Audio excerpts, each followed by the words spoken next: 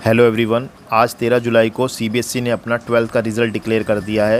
Result तो declare हो गया, लेकिन साथ ही साथ बच्चों के अंदर थोड़ी कन्फ्यूज़न पैदा हो गई है इस बार, क्योंकि इस बार सीबीएसई ने कुछ नई टर्म्स को अपने रिज़ल्ट में इंक्लूड किया है। तो वो टर्म्स कई बच्चों के समझ में नहीं आ रही, तो आइए थोड़ा हम उसी विषय पे क्लियर कर लेते हैं अपनी बातों को। तो सबसे पहले जो रिज़ल्ट में शो कर रहा है बहुत बच्चों के, वो है ईआर शो कर रहा है। अब ईआर का मतलब जो है उसकी फुल फॉर्म देखें तो इसका मतलब है एसेंशियल रिपीट। एसेंशियल रिपीट का मतलब क्या है? फेल। पहले जो रिज़ल्ट है पिछले साल अगर हम देखें या उससे पहले देखें तो रिज़ल्ट फेल दिखता था डायरेक्टली अगर कोई बच्चा फेल होता था, लेकिन इस बार सीबीएसई ने फेल शब्द को हटा दिया है और उसके बदले एसेंशियल रिपीट को यूज़ किया है। तो बच्चों को मैं क्लियर कर देना चाहता हूँ, जिसका भी एसेंशियल रिपीट है तो उसका मतलब वो बच्चे फेल हैं और वो मायूस ना हो। उन्हें नेक्स्ट ईयर फिर दोबारा से पेपर देने पड़ेंगे और एक साल उनको पूरी तैयारी करके अगले साल दोबारा से पेपर देने पड़ेंगे, जिन भी बच्चों का एसेंशियल रिपीट है वो फेल हैं। अब हम बात करते हैं दूसरा जो टर्म है वो है आरटी का मतलब क्या है? Repeat in theory. और रिपीट इन थ्योरी का मतलब क्या है? कंपार्टमेंट। पहले कंपार्टमेंट वर्ड का यूज़ किया जाता था, लेकिन इस बार कंपार्टमेंट वर्ड को यूज़ ना करते हुए इन्होंने रिपीट इन थ्योरी यानी आरटी को यूज़ किया है। तो आरटी जो है मैक्सिमम 2 सब्जेक्ट में दी जाएगी, यानी जो कंपार्टमेंट है वो मैक्सिमम 2 सब्जेक्ट में आती है। और अगर उससे ज़्यादा सब्जेक्ट में आपके कम नंबर हैं तो फिर आपको ईआर यानी एसेंशियल रिपीट यानी कि फ़ेल कर दिया जाएगा।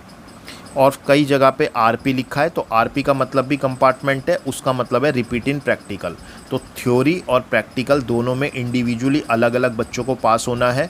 तो कई जगह ऐसा रिज़ल्ट भी दिख रहा है कि ओवरऑल जो है थ्योरी और प्रैक्टिकल के कंबाइंड अगर हम नंबर को मिला दें तो उनके 33% से ज़्यादा नंबर है, जैसे कि 40, 43 और ज़्यादा नंबर है टोटल ओवरऑल। अगर थ्योरी और प्रैक्टिकल को मिला दें तो 33 मार्क्स से ज़्यादा नंबर है। लेकिन फिर भी बच्चों का आरटी दिया गया है, इसलिए आरटी दिया गया है क्योंकि इंडिविजुअली इसमें पास होना ज़रूरी है। इंडिविजुअली आपको थ्योरी में भी और इंडिविजुअली आपको प्रैक्टिकल में भी पास होना पड़ेगा।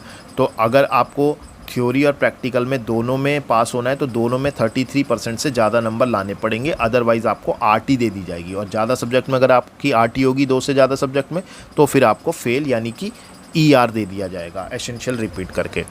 अब हम बात करते हैं कि यहाँ पे लिखा है everyone should be passed individually in theory and practical exam. हर एक व्यक्ति को थ्योरी में और प्रैक्टिकल एग्ज़ाम में इंडिविजुअली पास होना ज़रूरी है। अब अगर हम बात कर लेते हैं कि थ्योरी में कितने मार्क्स लाने ज़रूरी हैं पासिंग के लिए, तो वो डिपेंड करता है कि आपका थ्योरी का एग्ज़ाम कितने नंबर का हुआ। तो हम यहाँ पे देख लेते हैं, अगर कोई सब्जेक्ट ऐसा है जिसमें 20 मार्क्स का प्रैक्टिकल है या कोई सब्जेक्ट ऐसा है जिसमें 30 मार्क्स का प्रैक्टिकल है, तो अगर किसी सब्जेक्ट में 20 मार्क्स का प्रैक्टिकल है तो थ्योरी का एग्ज़ाम 80 मार्क्स का होगा। तो 80 मार्क्स का अगर थ्योरी का एग्ज़ाम है तो उसका 33% निकालें तो 27 मार्क्स लाने कंपलसरी हैं थ्योरी में 80 में से। ऐसे ही अगर प्रैक्टिकल किसी सब्जेक्ट में 30 मार्क्स का है तो उसके अंदर थ्योरी का पेपर हुआ होगा 70 मार्क्स का, तो 70 मार्क्स का 33% अगर हम निकालें तो 23.1 मार्क्स होते हैं, जो कि 24 मार्क्स काउंट किए जाएंगे राउंड ऑफ करके।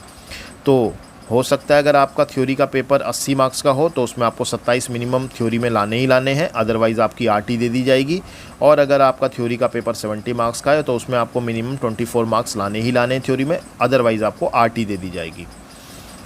तो आप समझ गए होंगे कि आरटी का मतलब है कंपार्टमेंट। आपको दोबारा से बैठना पड़ेगा एग्ज़ाम में, जो कि 2-3 महीनों में, शायद अगस्त में हो जाए या सितंबर में एग्ज़ाम हो जाए, जो भी आगे सीबीएसई की नोटिफिकेशन आएगी आप उसका वेट करिए। तो कंपार्टमेंट का एग्ज़ाम हो जाएगा आपका। और अगर किसी का ईआर है तो उसको पूरा मतलब वो फेल है, और फेल है मीन्स नेक्स्ट ईयर वो फिर दोबारा से एग्ज़ाम देंगे अपना नेक्स्ट ईयर। तो यहाँ पे है maximum RT allowed for up to 2 subject. Maximum RT यानी कंपार्टमेंट मैक्सिमम 2 सब्जेक्ट में अलाउड है। और कुछ बच्चे हैं जिन्होंने अपना एडिशनल सब्जेक्ट भी भर रखा होता है। तो एडिशनल सब्जेक्ट अगर किसी बच्चों ने भर रखा होता है तो फिर उनको एक सब्जेक्ट तक में अगर वो बच्चे फेल या आरटी हैं तो उन्हें फिर भी उनका रिज़ल्ट पास दिया होता है, क्योंकि एडिशनल सब्जेक्ट कंपनसेट कर देता है मेन सब्जेक्ट को। तो उनको एक सब्जेक्ट तक की छूट हो जाती है, वो तब भी पास कहे जाते हैं क्योंकि उनका एडिशनल सब्जेक्ट मेन सब्जेक्ट को कंपनसेट कर देता है, ये आपको पता ही होगा।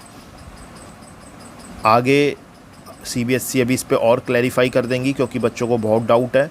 तो 1-2 दिन में सीबीएसई का क्लैरिफिकेशन भी आ जाएगा, आप उसके लिए भी वेट कर सकते हैं।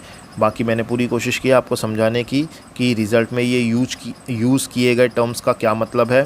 तो आप चैनल से जुड़े रहें, सब्सक्राइब कर लें